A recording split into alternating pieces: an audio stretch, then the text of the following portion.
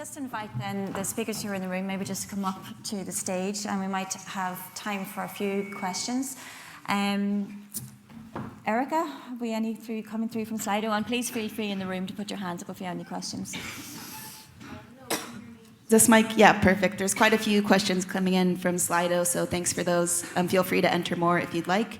The first one is for Dr. Kevin Mary, who joined us online. So there you are, Kevin. Someone's wondering, have you found assessors are responsive to your feedback on making the assessment tasks easier for students to understand? Thanks for the question.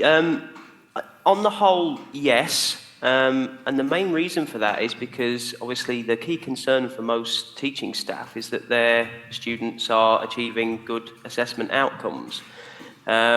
So we often tend to find that if they provide really poor instructions and background information, it's less likely that they will achieve good assessment outcomes, whereas if they make a clear attempt to make the assessment more learnable, then it's more likely that those students will achieve those positive assessment outcomes that we've spoken about previously. I supported a member of staff a few years ago. They were a little bit sceptical about the additional investment of time that would be required to make their assessments more learnable, to provide clearer information on their brief, clearer background information and instructions, providing the brief and the information in multiple formats. But what they tended to find when they didn't do that is that they had to do a lot of one-to-one appointments with students that didn't understand the assessment task. And I said, well, if we front-load the work that we put into that by actually creating a clearer brief, providing instructions in multiple formats, making the assessment more learnable, I bet you that you do less one-to-one appointments with your students later in the year, explaining the assessment requirements and actually trying to decipher the task for them. And we found that that was actually the case. So it's one of those things where sometimes people will sort of criticize the time investment, but in the long run, actually, staff tend to save time and save a lot of effort and energy by really thinking about how they can make those assessments more learnable. Thank you. Perfect. Thanks, Kevin. And just a bit of a follow-up on that one. Someone's wondering, how can you say that the ability to express yourself in writing is an irrelevant construct in the context of assessment? This person sees it as a generic skill, so maybe you just have a bit of feedback, a bit of a spicy one there. I wonder if you can answer that.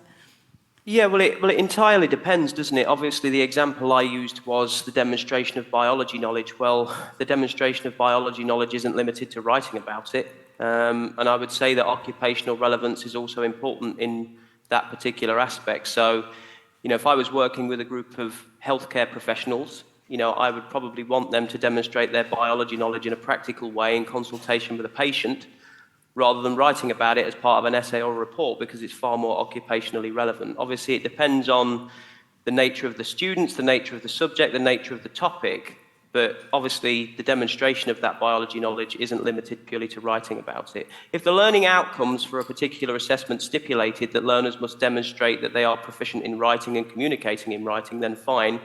The assessment itself would perhaps lend itself to a written piece, but if it doesn't stipulate that in the learning outcomes, then it's wholly an irrelevant construct. Thank you. Are there any questions in the room? We have microphones if anyone. There's a few more coming in on Slido too. I might just do one of those while we find someone in the room. So this one, just first of all, a bit of kudos on an interesting discussion this morning. And then kind of just for anyone that would like to take it, how do we ensure that academic staff take responsibility for inclusive assessments? Any takers on this stage? Well, you should have very clear policies, and the policies should be implemented. I think that's the important bit. When we challenge academics to apply our policy on reasonable accommodation, they generally will understand why they need to do it, because the board of the university has approved it. And you can work with people to understand it, but I think it's about educating people as you go along, but also our role in many ways is making people have to see the understanding of why they have to do it. I think we have to abandon the reasonable accommodation approach and actually encourage staff to design inclusive assessment that includes everyone, because adapting increasing numbers. In one of my classes, I think I have 10 or 15 out of 50 who have additional requirements. And also I feel that system is based around an exam-based system, which in my context no longer exists. So when a student gets that box ticked on their student record that they have reasonable accommodations, it's all around like the exam hall. But most of the time they don't have exams. So I actually think the system itself is no longer functional, especially if there's numbers of 25% of the student population requiring additional needs. It no longer makes sense to adapt and adjust. We need to actually start from first principles that all assessment needs to have inclusion built in from the start. Yeah. Perfect. Just another one coming in too, kind of for everyone, but specifically for Orna. How could we get buy-in from lecturers to lean into the use of AI rather than fighting against the mindset of that's not how things are done? Yeah, well, you always get that. I pretty much experienced that my entire career. But what I do is just show them what it's capable of. I'm speaking at a DCU event next week around research projects, and my intention is to live demonstrate AI writing the research project for people. And once they realise that the old way is gone, I mean, that's usually what I do, hit them with that. The old way is gone, we have to rethink. But it is a journey, and part of my work around staff awareness and practice is realising that there's this spectrum of engagement, spectrum of awareness, and you do have the kind of early adopters, enthusiasts on one end, and people who, more the Luddites on the other, that are like, the world is burning down. In my discipline, we couldn't possibly use AI. But really, the approach of trying to keep it out, trying to use detection software that doesn't work, trying to think up crazy ways to try and stop students using it, throw people in exam halls, it's all a waste of time. Bringing people to plagiarism committees, it's a huge waste of time and resources, And I think that journey is coming to an end. I think people realise that there is no way to design it out. Perfect. There's one final one here online, but of course you're welcome to ask more. Are there any particular resources available you would recommend to adapt our documentation to reflect in the area of AI? Maybe you don't have these at hand, but maybe the NAIN QQI documentation is excellent. I highly recommend it. Also, the UN very, very kind of basic introductory guide is very good as well if you're just dipping your toe. But really, I have to say the NAIN one is excellent. And so too are their resources. They've held a number of really good events. So highly recommend those. And of course, my own work. Unless there are any more questions. And there's one over here. Can we get a microphone here, please? Sorry, thanks so much, Sarah. Fantastic. Sorry, thanks so much to all speakers this morning. Fantastic. I'm Graham Kavanagh, Assessment QA Manager with the Insurance Institute. And I was just wondering, I suppose, as an organisation, we want to change. We do have to measure certain attributes, but would you have any advice for trying to facilitate change? I suppose we heard of the barriers, certain barriers for students, but one barrier from our perspective would be high volume, and I suppose high volume and quick turnaround times. So would you have any advice, or is that a cheeky question perhaps? Is that to me? Sorry, principally, but if anyone else, and even to get the student voice, I suppose that's something we would struggle with in trying to bring meaningful change, is that we have, some of our modules have got very high volume with quick turnaround times. And I guess maybe we need to change the turnaround times, but in terms of a method that would... I'm just hogging the mic now, but anyway, Sorry, I would suggest a collaborative design process with all stakeholders and look at those modules. We use the ABC learning design approach and include students in the group, include all the different stakeholders, and design the module up again from the ground. We have another question at the back here. Over here. Yeah. Hi. Can everyone hear me? My question, my name is Martin Noonan. I'm a student disability support officer with Hibernia College. I'm a master's student in UL, and I have dyslexia. So my question is about the gap that we currently have and have had in our education system for students who have a disability or learning disability versus the general population of students? And what is the gap that that AI is closing that gap in supporting students with disabilities? But if in bringing it forward, how can we ensure that gap doesn't stay widened for students who need support going forward?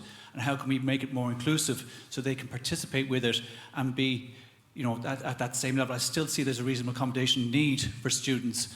I like the idea of changing and getting rid of it, but actually I can't see how that can happen because the gap with new technologies is not closed for students who have a disability, and it doesn't favour them. And how does AI keep that gap kind of closed in so everybody's moving at the same level rather than at two different levels as it has been for a long time? Is that for me again? I think it's a general piece because I think you've all touched I'll on let it in someone some else ways. have a turn now. Go ahead, please. Okay. Well, I think that your point about moving at 2 different speeds is interesting, but actually I think that we're actually moving at about 10 different speeds. Because if you go back to that whole idea of the literacies, so you've got assessment literacy, you've got digital literacy, and now we're talking about AI literacy. And people are always on a spectrum of that, both the staff and the students. So I think a lot of it is awareness building, skill development. From the point of view of students with dyslexia, I think as we teach students with additional needs about assistive technology, we also should be teaching students how to use AI to help with their work. I mean, there's some excellent tools. I mean, some of my students are using ChatGPT to summarize articles for them so that they can decide, is it worth investing time reading it? They're also using different tools to convert PDF articles into audio so that they can listen to articles. There's some excellent tools inside Microsoft Word now. There's a lovely dictation tool that's also powered by Microsoft Copilot AI. There's a lovely transcription tool. So if they could audio or video record a lecture when permitted, they could then get that transcribed. So the tools really have potential to support students. So as we help them with assistive technology, we probably need to take the same approach. One more, yeah, Joanna. Hi, my question's for Kelda, and thank you very much for bringing the perspectives of students. I do a lot of research with students, and they are all very generous with their time and contributing to our work. But my concern is always that because students are really busy, are we actually getting the experiences of all the students that matter? So I'm worried about the voices that perhaps don't come to the particular events and that kind of thing. So have you got any ideas how we reach those students and make sure that we can include them? Yeah, that's a concern of ours as well. We often see a lack of engagement, I suppose, is what I'd say. And again, a lot of it would come down to, like, say now, for example, you have something on a Saturday, you have an event on a Saturday, but students are working part-time, so it is very difficult to engage with them. We find incentives, just like little goodies that you can give to them, or say prizes that you can give away. Even if you could run like a competition upon registration or something like that. Students love free stuff, is what I'll say. So I think if you could give something away, or if you could raffle off something, I think that would probably get the numbers up. That's what I find anyway. Folks, one more. I think we'll squeeze in one last question.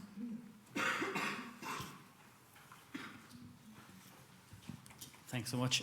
James Norchridge, UCC. I suppose just a quick question to how do we balance up the responsibility creep that we see for academic staff? So it's, and I'm beating the drum of inclusive assessment and UDL, but I suppose in many senses, like, there's lots more being pushed back on the academic.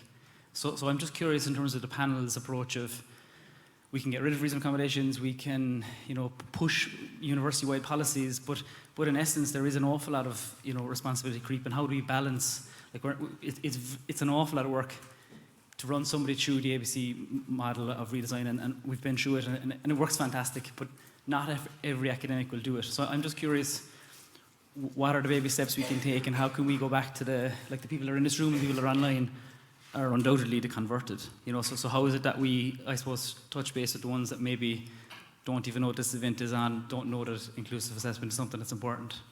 So just maybe some insights from the wider group. I think I think when I'm just listening to you there, James, they're overwhelmed with everything that's coming at them, with every different demand and expectation. The fascinating thing about higher education, none of the lecturers are actually trained to be teachers. So teaching, learning and assessment mostly now is they're good at one thing, what they teach, and they don't understand all of the challenges that's in the room, the invisible diversity that is in front of them. And, you know, the massification of the diversity thing is going to set the agenda in some ways, and people need to look at, there's policies everywhere, there's UDL everywhere, there's AI is coming at them and so on, and somebody needs to do a reality check on how do we move people forward and work together, because it's not fit for purpose, as we know. So the whole system is creaking with this. This is why we're here today. So I think people are being challenged, and that is a challenge.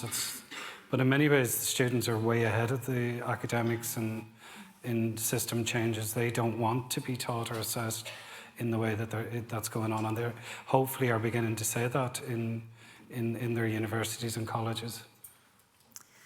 Folks, this has been a really useful... Sorry, Darren. So if I could just add to that as well, I mean, there's an awful lot of strategic energy wrapped up in the way this system is now working. Look, we spend an enormous amount of resources to prop up the system of reasonable accommodations in exams. So I would say that, like, there is a future where some of that resource energy can be spent elsewhere in our system through instructional design support, through other supports for our academics. We can't be expecting them to take the load on themselves in this work. And I think that's where the future is. We have to, hopefully events like this will be the start of a more systemic conversation about how that shift has to happen over time, and how we need to support our academic staff in doing that, because I think everybody here will know the feeling of we come around Christmas time and exam time and every single room in the university is booked out for exams. We have invigilators coming out our ears. We have exams officers and disability support officers absolutely on fire, running around trying to put out fires to make this system, to perpetuate this system in essence. So I think that's where the future lies, but I think we have to be brave over the coming years to have that kind of systemic conversation. I think it's also very much connected at a systemic level to the workload models in the different universities. I don't think staff are allocated enough time to actually make those changes. And I know there's like union issues and all sorts of quite tricky HR stuff, but I think if you actually gave staff more time to work on their modules, teaching, learning and assessment, and probably encourage people to do a higher education, teaching qualification, postgrad. I actually do have a teaching qualification. But I knew I was doing that. Yeah, no, I think those two would help. But particularly the workload model. If people haven't got enough time, like chronic time problems, and that always comes up every time you do work, and I've done various studies, particularly around ePortfolio. Every time you're talking about engaging with a new assessment, teaching and learning strategy, people are very enthusiastic, but they're just massively time poor. Folks, thank you so much for your passion and engagement and interest this morning. It's been a really useful session. I would encourage you to continue those conversations. We have coffee and tea outside, and I would ask you just to regroup here at 11:25. Thank you.